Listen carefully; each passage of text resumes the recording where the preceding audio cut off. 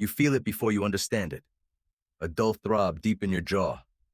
It fades, then comes back sharper. By the second night, you can't sleep, can't chew, can't think about anything except the small screaming point of bone behind your teeth. For you, this ends with a phone call in a waiting room. For almost every human who ever lived, it didn't. There were no dentists, no painkillers, no drills with anesthetic. For roughly 300,000 years, a rotting tooth was something you faced with nothing but your own hands, the tools your tribe could make, and the people sitting around your fire. So what did they actually do? The popular image is grim and simple.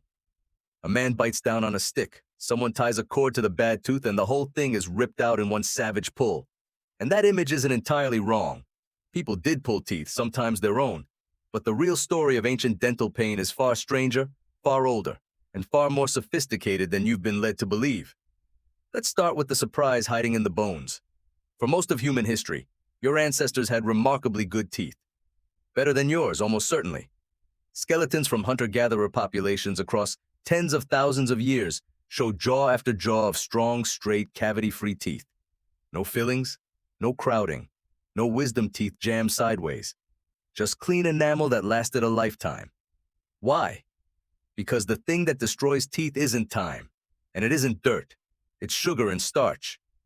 The bacteria living in your mouth feed on fermentable carbohydrates, and as they feed, they produce acid, and that acid eats holes in your enamel. A diet of meat, fish, roots, nuts, and tough wild plants gives those bacteria almost nothing to work with. So for long stretches of the deep past, a bad tooth was genuinely rare, but not always. And here is where the first real evidence appears. In a cave called Grotte des Pigeons, in Tafaralt, Morocco, archaeologists uncovered the remains of hunter-gatherers who lived around 15,000 years ago. The anthropologist Louise Humphrey and her team examined their teeth and found something unexpected.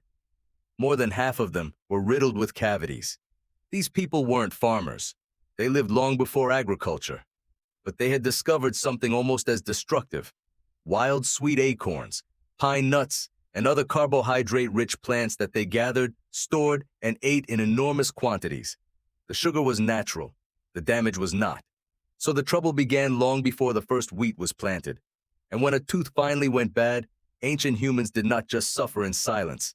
They acted. The oldest direct proof comes from a single tooth found at a rock shelter called Riparo Villa Bruna in northern Italy.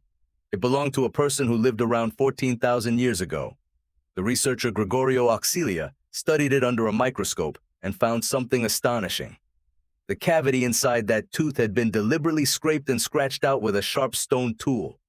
Someone had reached into another person's mouth, found the decayed, infected tissue, and dug it out with a flint point. It is the earliest evidence of dentistry ever discovered. A surgery performed in the Stone Age, with no metal, no mirror, and no way to numb the pain. Take a moment with that. 14,000 years ago, your ancestors had already worked out that the rotten part of a tooth had to be removed. They understood the problem. They just didn't have anesthetic, and they kept getting better at it. A few thousand years later, the same team examined another tooth from Italy and found that a cavity had been cleaned out and then filled, packed with bitumen, a kind of natural tar, mixed with plant fibers and tiny hairs. It is the oldest known dental filling on Earth, a genuine attempt not just to remove decay, but to seal the hole afterward and protect what was left. Then there is the tooth from Lonce in Slovenia, around 6,500 years old. The physicists Federico Bernardini and Claudio Tunis scanned it and discovered that a crack in the tooth had been filled with beeswax, almost certainly to dull the pain of the exposed nerve. Beeswax. Soft, moldable, mildly soothing, pressed into a broken tooth by someone who simply wanted the agony to stop. So let's reconstruct a moment you can actually picture. It is roughly 9,000 years ago, in a settlement called Mehrgarh, in what is now Pakistan. You have a deep, throbbing molar. Your face is swollen on one side. Someone in your community is known for handling this. You sit down. You are given nothing for the pain, because nothing exists. And then they bring out a tool. It is a bow drill, the same device used to start fires and to bore holes in beads. A thin, pointed flint tip, spun rapidly by a cord wrapped around a stick, drawn back and forth like a tiny violin bow. They press that spinning flint point against your aching molar, and they begin to drill. We know this happened because the anthropologist Andrea Coppa and his colleagues found the teeth, 11 molars, from 9 different people, each with a neat, precise drilled hole bored straight into the chewing surface. The drilling marks are clear and regular under magnification. These were not decorations. They sit on the back teeth, hidden from view, exactly where decay does its worst. This was treatment. Prehistoric humans were drilling teeth thousands of years before the wheel was invented. Now hold that picture. The smell of the fire, the taste of blood, the high whine of stone grinding into bone inside your own skull while you sit perfectly still, because flinching could be far worse. Could you do it? Could you sit through that with nothing to dull it? And sometimes, when a tooth was too far gone to save, it simply had to come out. This is the part the legends got right, in their way. Without forceps, the methods were crude and brutal. A tooth might be loosened day by day with a sharp tool until it could be worked free. It might be tied off and pulled. In some cultures, it would be knocked out with a sharp blow and a stone. There was no clean way to do it. Infection after an extraction could be as dangerous as the rotten tooth itself, and for many people, it was deadly. But here comes the twist that turns this whole story on its head. Not every tooth that ancient humans removed was a bad one. Across the prehistoric world, in places as far apart as Japan, Africa, and Australia, archaeologists keep finding skulls with healthy front teeth deliberately removed. Strong, white, perfectly good teeth, knocked or pried out on purpose. In the Jomon people of ancient Japan, this practice was so common and so patterned that researchers can tell which teeth were taken at which stage of a person's life. This wasn't medicine. It was ritual, a rite of passage, a mark of belonging, of mourning, of becoming an adult, of being one of us. Think about what that means. These people endured the single most feared dental experience imaginable, the violent removal of a tooth, by choice. Not to stop pain, but to signal who they were.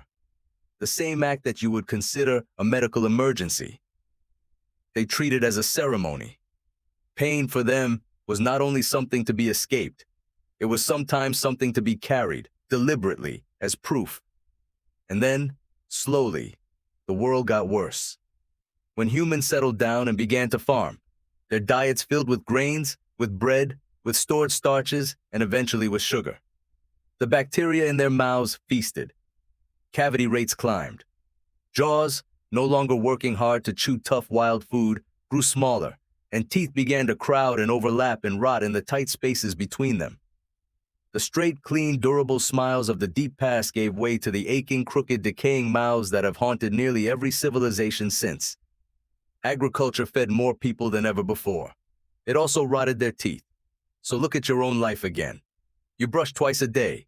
You floss or you feel guilty about not flossing. You see a dentist who can numb your entire jaw, drill a cavity painlessly, and send you home in an hour. You live, in dental terms, in a kind of paradise your ancestors could not have dreamed of. And you live in it precisely because the foods that made it necessary, the bread and the sugar and the soft processed everything, are the same foods that filled your mouth with the problems in the first place. Your distant ancestors, for the most part, never needed a dentist at all. The ones who did face a rotten tooth met it with flint, with beeswax, with tar, with a spinning stone drill and an iron will, and sometimes with a cord and one terrible pull. They understood pain in a way you will likely never have to.